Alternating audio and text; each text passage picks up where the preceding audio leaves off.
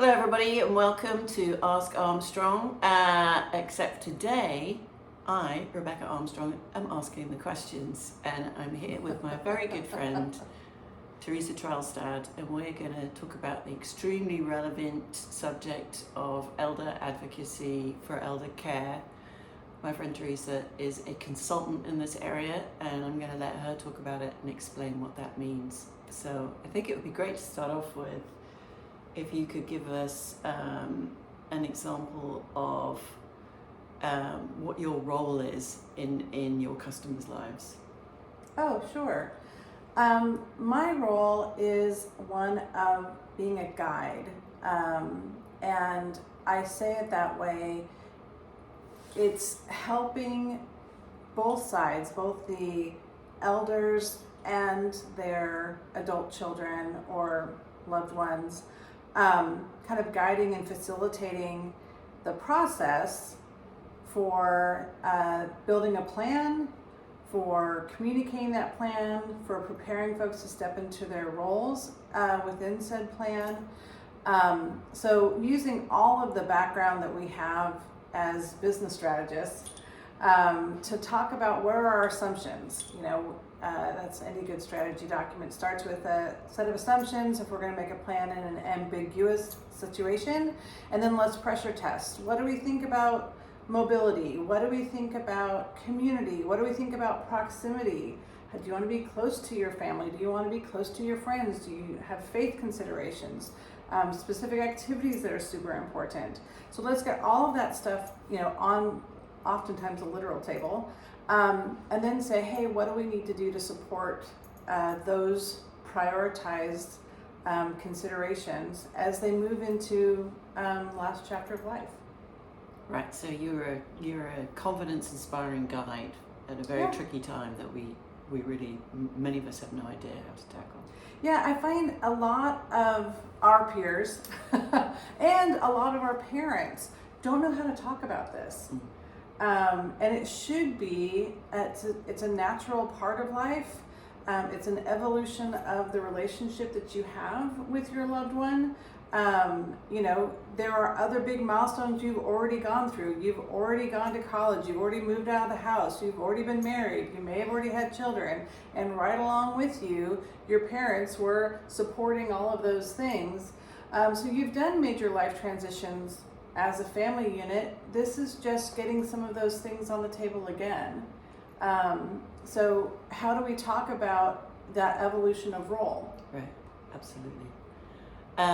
Do you have a real life example, or to the degree that you can share without giving away personal stuff?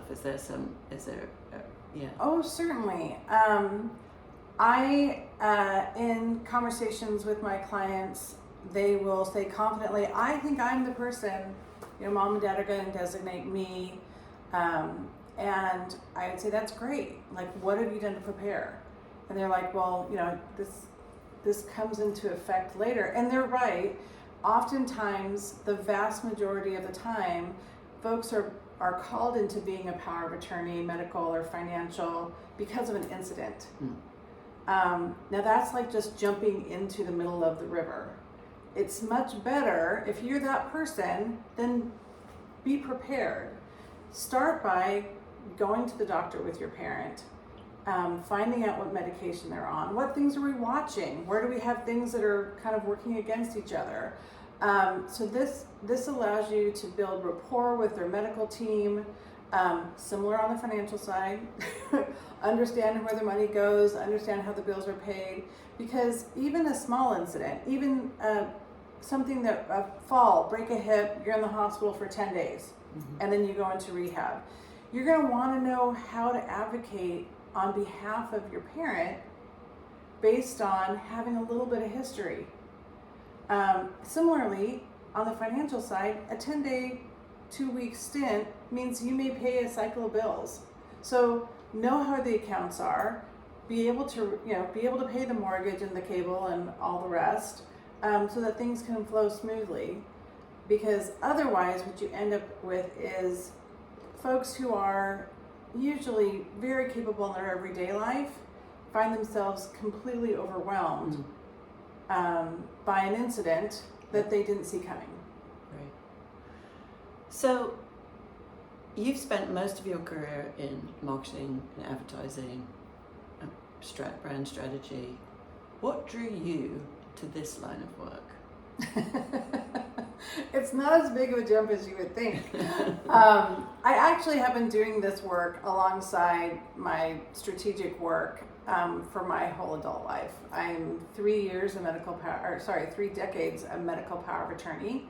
I have worked with folks in stroke, in dementia, in Parkinson's, in cancer, in a whole host of hospital situations.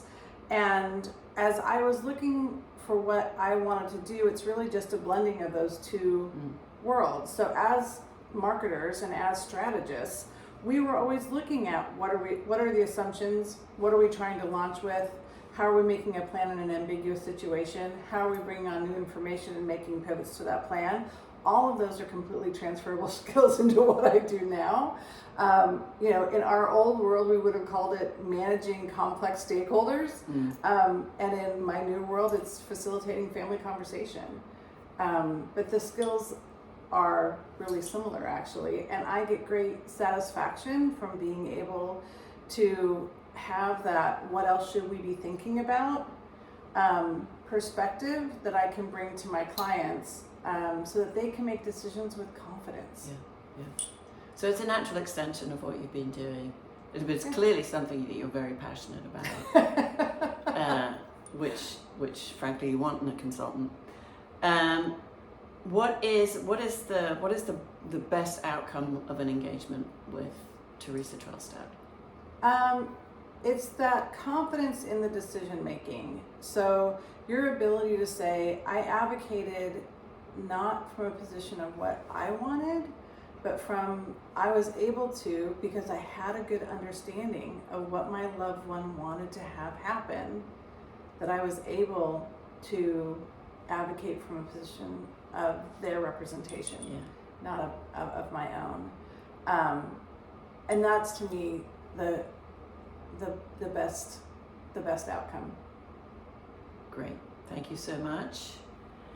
Don't hesitate to reach out to Theresa if you want to learn more about what she can offer in helping build confidence around what is really a tricky life phase.